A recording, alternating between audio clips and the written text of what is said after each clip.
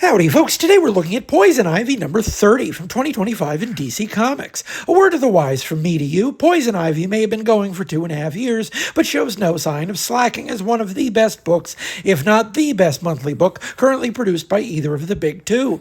This is the run that finally cemented Poison Ivy as a headliner in her own right.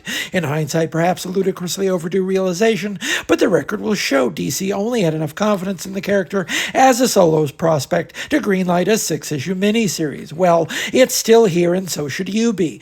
Willow Wilson's version of the character was hardly a departure, it must be said, the main gimmick being merely the fact of taking her seriously as a protagonist, if not a hero. Turns out that in the 21st century, there's no small constituency for an adventure character with the moral compass of Greta Thunberg and the situational ethics of the Punisher. The effort has been bolstered at every step by the solid work of Marcio Takara. His supple, naturalistic line radiates warmth and verdancy, perfect for a series whose core themes and subject matter are rooted, if you'll pardon the pun, in cycles of growth and decay. Also worth noting the exceptional cover work of Jessica Fong, a run of strong pieces that have given the series a singular identity on the stands, an achievement comparable in scope to the best DC work from the likes of Brian Bolland and Glenn Fabry. This specific issue is interesting for being a bit of a formal trick, a flip book split between two characters, Ivy herself and supporting standout Janet from HR, someone who loves and is fascinated by Ivy, even as she fears Ivy's own loyalties are fleeting and motivated. Ivy is confronted by a representative of the Grey,